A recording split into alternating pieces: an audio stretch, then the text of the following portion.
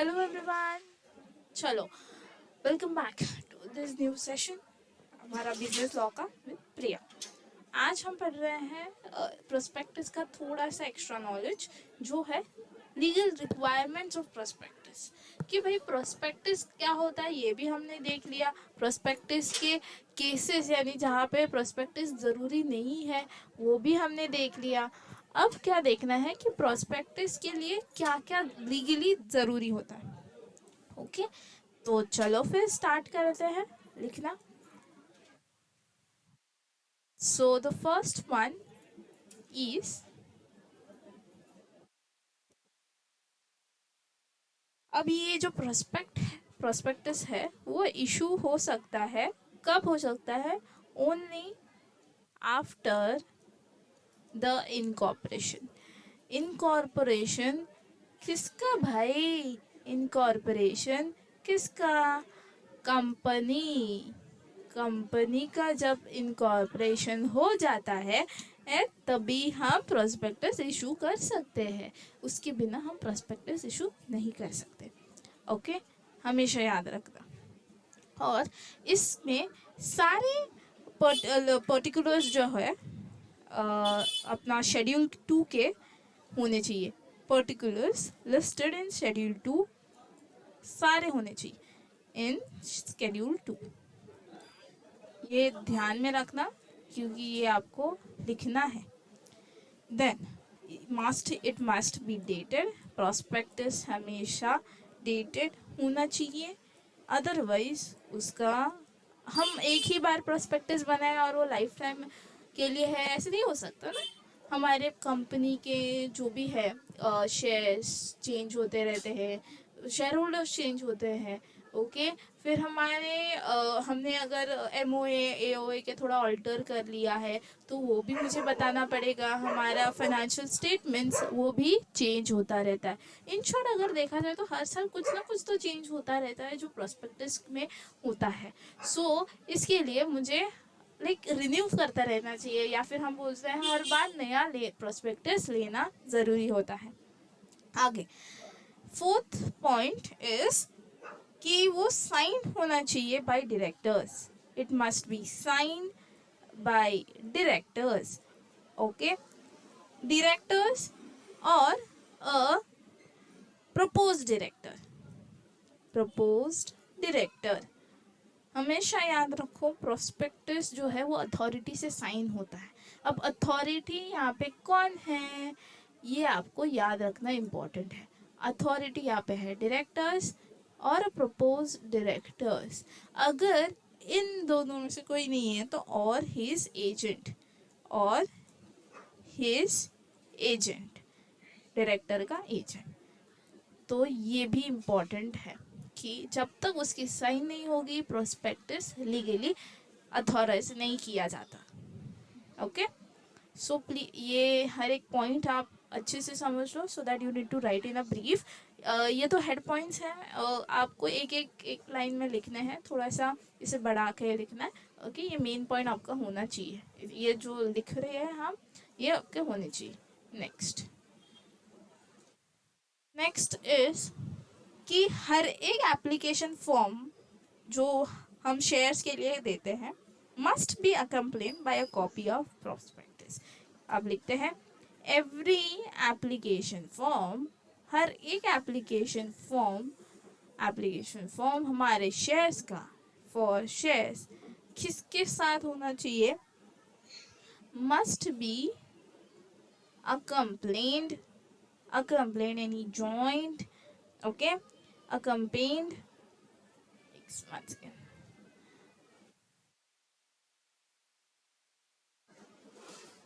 accompanied by a copy of a prospectus। Prospectus की हर एक copy होनी चाहिए। भाई मैम ये क्यों, ऐसा क्यों? अरे हम जब शेयर्स खरीदते हैं तो हम क्या देख के खरीदेंगे? हमने ये पहले डिस्कस किया था, याद है? नहीं याद है? क्योंकि हमने डेफिनेशन में डिस्कस किया था ना, the prospect is an invitation to an offer to public. Public के लिए वो इनविटेशन ऑफर है कि भाई आओ तुम हमारे कंपनी के शेयर्स खरीदो। ओके और ये एक बेसिक डॉक्यूमेंट की तरह काम करता है, जिसके बेसिस पे, जिसके आधार पे इन्वेस्टर डिसाइड करता है कि भाई मैं इसमें शेयर्स लूँ या ना लूँ। ओके इसके लिए ये भी इम्पोर्टेंट पॉइंट बन जाता है। Next, statement relating to the affairs of the company by an expert. इसमें क्या होना चाहिए? ऑल स्टेटमेंट्स जो भी हमारे एक्सपर्ट्स देते हैं, okay, statements related to affairs, related to affairs, अभी अफेयर्स का दूसरा मतलब मत समझ लेना, अफेयर्स कंपनी के, okay, of company by an expert. जो भी एक्सपर्ट हमारा स्टेटमेंट्स देंगे वो उस दर अटैच होने चाहिए, यानी प्रोस्पेक्टस में अटैच होने चाहिए। ओके इतना समझा कि भाई सारे स्टेटमेंट्स जो है related to the affairs of a company, company के अफेयर्स से रिलेटेड मेरे कोई भी डॉक्यूमेंट्स या स्टेटमेंट्स होंगे वो वी कैन से एक्सपर्ट जो देते हैं वो वहाँ पे होने चाहिए, किधर प्रोस्पेक्टस में अटैच्ड होने चाहिए। समझा आपको? अदरवाइज वो प्रोस्पेक्टस लीगली अथोराइज नहीं माना जाएगा। प्लीज़ ये बात को समझो, क्योंकि ये पॉइंट्स अगर आपको याद रहेंगे तो जब कंपनी का प्रोस्पेक्टस आप देखोगे तो ये होना चाहिए। अगर ये नहीं है तो वो प्रोस्पेक्टस नहीं मान सकते हम। ओके वो आपको लीगली पेनल्टी भरनी पड़ेगी for issuing a wrong prospectus, right, fine है एंड इनफैक्ट वो सज़ा भी हो सकती है। Okay so please remember this points. Next point, 7th point is कि जो भी अपने एक्सपर्ट जो ये दे रहे हैं, राइटिंग में दे रहे हैं, वो कंसेंट जो है वो राइटिंग में देना चाहिए। सॉरी, एक्सपर्ट्स के थ्रू जो कंसेंट आता है वो राइटिंग में होना चाहिए, मस्ट बी इन राइटिंग। यानी एक्सपर्ट जो भी, हाँ मतलब अगर एक्सपर्ट अग्री करते हैं कि भाई हाँ ऐसे ये ही ट्रू स्टेटमेंट्स है, फाइनेंशियल स्टेटमेंट ये है, अपना पोजीशन ऐसे है, ये ट्रू है, तो वो रिटन फॉर्म में होना चाहिए, ओरली नहीं चलेगा। ओके रिटन फॉर्म में होना चाहिए। 8th, नो डिपॉजिट, ये याद रखो, no deposit can be invited without issuing an advertisement. Deposit can be invited without issuing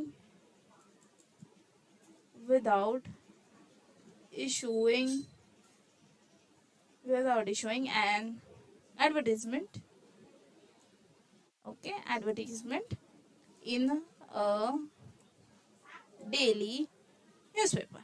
अब इसका क्या मतलब है मैम? न्यूज़पेपर में ऐड देना ज़रूरी है? हाँ ज़रूरी है। क्यों? क्योंकि कोई भी डिपॉजिट विदाउट ऐड दिए हुए या एडवर्टीजमेंट किया, मतलब कुछ ये किया, डेली न्यूज़पेपर में कुछ जाहिरात नहीं दी है, तो आप डिपॉजिट नहीं ले सकते, ये याद रखना। वो ये लीगली राइट नहीं माना जाएगा, क्योंकि आपने एडवर्टीजमेंट दी नहीं है। आपको कैसे पता है यहाँ पे शेयर्स दिया जा रहा है या इनवाइटेड किया जा रहा है लोगों को, या आपसे डिपॉजिट लिया है फिर वो फ्रॉड निकल गए, तो कॉम्पनसेशन नहीं मिलेगा ना, मतलब आपको कॉम्पनसेशन नहीं मिलेगा। Okay so no deposit can be invited without issuing the advertisement. और एडवर्टीजमेंट भी किधर, मतलब एडवर्टीजमेंट कहाँ होना चाहिए? अपने डेली न्यूज़पेपर में होना चाहिए, जो सब लोग पढ़ सकते हैं, ऐसे कॉमन न्यूज़पेपर, ऐसे कॉमन वेबसाइट्स। ओके समझा आपको? इसके लिए ना कभी आप देखोगे तो गूगल पे ना ऐसे विदाउट सर्च, अगर आपने कुछ सर्च नहीं किया, नीचे अगर आप ये देखते हो तो कुछ शॉर्ट न्यूज़ होते हैं, राइट, वो क्यों दिए जाते हैं? क्योंकि गूगल तो सब लोग ओपन करते हैं। अब गूगल में तो हम स्पेसिफिक ही चीज़ें ढूंढते हैं, बट वो नीचे ना हमारे बहुत सारी चीज़ें लाइक न्यूज़ आते रहते हैं, राइट। तो वो क्यों आता है? बिकॉज आपकी वो उधर नज़र पड़े, जॉब एप्लीकेशंस दिखते हैं हमें, वैसे ही वो भी हमारे डेली न्यूज़पेपर में दिए जाते हैं या अपना डेली ऐसी जगह देते हैं जहाँ पे कॉमन है वो, ओके, सब लोग देख सके। अगर वो नहीं दिया है और आप डिपॉजिट एक्सेप्ट कर रहे हो, it's not right then, okay. जब तक आप वो इशू नहीं करते कोई एडवर्टीजमेंट डेली न्यूज़पेपर में, आप डिपॉजिट एक्सेप्ट नहीं कर सकते। चलो, 9th पॉइंट इज कि बिफोर इशूइंग, हमेशा याद रखना, ये पॉइंट जो है वो फर्स्ट पॉइंट के साथ लिंकअप है। बिफोर इशूइंग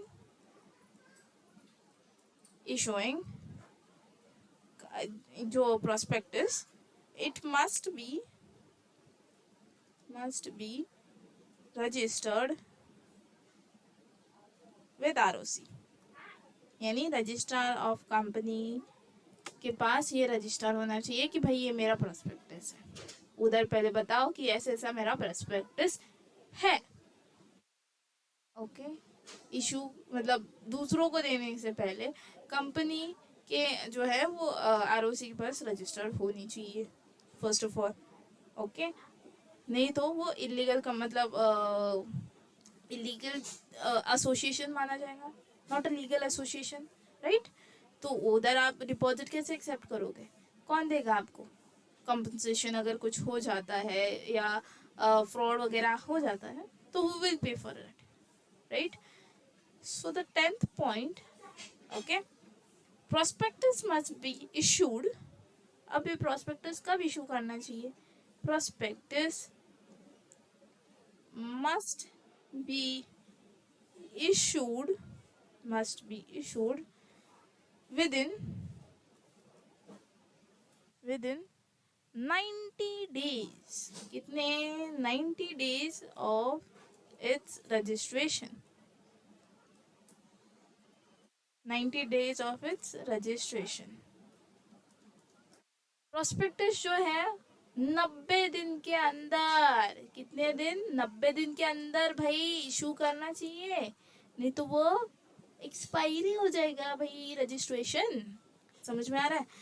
जैसे हमारा टिकट, आप कहीं पे भी अगर लोकल ट्रेन से ट्रैवल कर रहे हो, तो जैसे मुंबई में है, कोई भी लोकल ट्रेन से ट्रैवल करोगे, वो ticket single ticket, okay, not a return, single है, 1 आवर के लिए एप्लीकेबल रहता है, उसके बाद वो वैलिड नहीं होता, ओके। तो यही है भाई प्रोस्पेक्टस जो है, प्रोस्पेक्टस हमारा वो इशू कब करना है? हमें 90 दिन के अंदर करना है। जब हम रजिस्ट्रेशन करते हैं, भाई ये मेरा प्रोस्पेक्टस है, ये देखो 9 पॉइंट में मैंने पहले बताया कि भाई आरओसी के पास बता रजिस्टर्ड होना चाहिए, और 10th पॉइंट में है कि आज अगर मैंने आरओसी को बता दिया कि भाई ये मेरा प्रोस्पेक्टस है, ऐसा है एंड मुझे इशू करना है, तो उसके 90 दिन के अंदर मुझे इशू करना है, ज़्यादा देर नहीं चलेगी, ओके, क्लियर?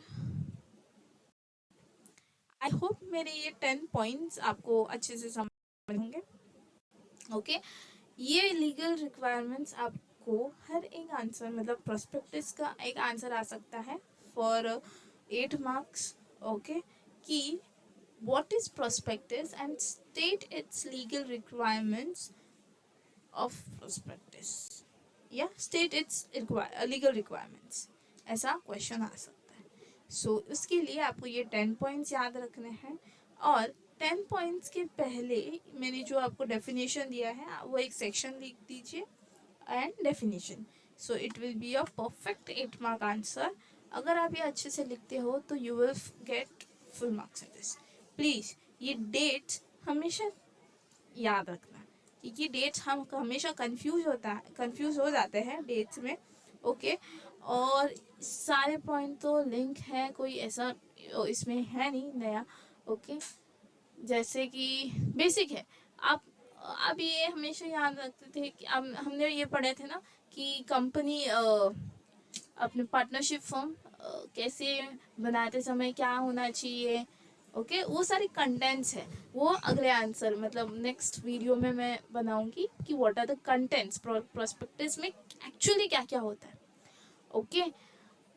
तो क्या होना चाहिए और क्या नहीं होना चाहिए, यहाँ पे एक चीज़ है वो स्केड्यूल 2, ये आपको याद रखना है, अदरवाइज आप ये भूल जाओगे। सो स्केड्यूल 2 इज इम्पोर्टेंट वन यहाँ पे। स्केड्यूल पहले इनको कंपनी भाई इनकॉर्पोरेट होनी चाहिए, इनकॉर्पोरेशन होनी चाहिए। स्केड्यूल 2 इम्पोर्टेंट है। डिटेल, फिर डायरेक्टर से साइन होनी चाहिए या फिर उसके डायरेक्ट एजेंट से साइन होनी चाहिए। हर एक एप्लीकेशन फॉर्म में एक कॉपी होना ज़रूरी है प्रॉस्पेक्टस की। ओके सारे स्टेटमेंट जो है वो कंपनी के वो एक्सपर्ट्स के थ्रू ही देने चाहिए। देन एक्सपर्ट दे रहे थे भाई, उनका कंसेंट अगर है तो वो हमेशा रिटन फॉर्म में होना चाहिए, ओरल फॉर्म में नहीं चलेगा। कोई भी डिपॉजिट एक्सेप्ट नहीं कर सकते जब तक हम एडवर्टीजमेंट ना करें डेली न्यूज़पेपर में। और इशू करने से पहले रजिस्टर करो कि भाई ये मेरा प्रोस्पेक्टस है आरओसी के पास, और इशू करने के बाद 90 दिन के अंदर हमें प्रोस्पेक्टस इशू करना पड़ेगा, रजिस्ट्रेशन के जस्ट 90 दिन के अंदर। Okay clear. सो टिल यहाँ अभी तक हमने क्या पढ़ा है, प्रोस्पेक्टस का सेक्शन, उसका डेफिनेशन, केसेस जहाँ पे प्रोस्पेक्टस नहीं लगता है, and this are the legal requirements of prospectus. अब इसका एक 15 मार्क्स का आंसर भी बनता है। पहले पूछेंगे व्हाट इज प्रोस्पेक्टस। ओके तो cases in which prospectus is not required, ये भी आता है। Next is legal requirements. अगर आप ये 3 पार्ट एक साथ लिखते हो तो वो 15 मार्क्स का क्वेश्चन भी बनता है। तो अगले वीडियो में हम पढ़ेंगे consent of prospectus. Till the time stay safe, बने रहिए हमारे साथ बिजनेस लॉ का छोटा छोटा इम्पोर्टेंट नोट्स के साथ। और if you have any doubts any doubts please comment section में पूछ लेना। Okay till the time thank you for watching the video.